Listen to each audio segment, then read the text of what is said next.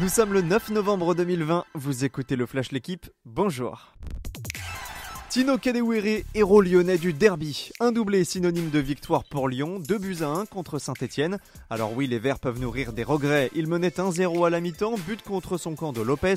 Mais surtout, Denis Bouanga a manqué un pénalty en toute fin de match. Dans l'histoire des derbys, Lyon revient à la hauteur de son rival. 44 victoires partout désormais. C'est la première fois depuis 1956 que les deux camps sont à égalité. Pep Guardiola et Jürgen Klopp devront s'en contenter. Un partout dans le choc de la Premier League hier entre Manchester City et Liverpool. Mohamed Salah avait ouvert le score sur penalty avant l'égalisation signée Gabriel Jesus. Les Sky Blues ont eu l'occasion de mener, mais Kevin De Bruyne n'a pas cadré son penalty. Conséquence de ce match nul, Leicester prend la tête du championnat après 8 journées. Liverpool est 3e, City ne pointe qu'au 10e rang.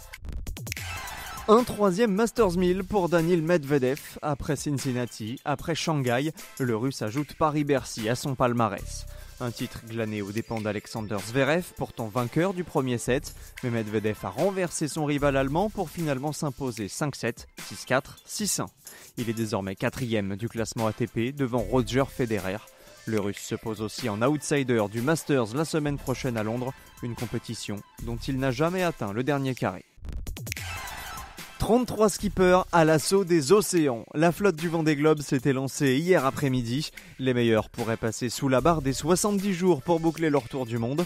En attendant, première avarie pour le Français Fabrice Amédéo, contraint de faire demi-tour après seulement 6 heures de course. Direction les Sables d'Olonne pour réparer son monocoque. Merci d'avoir écouté le Flash L'équipe. Bonne journée.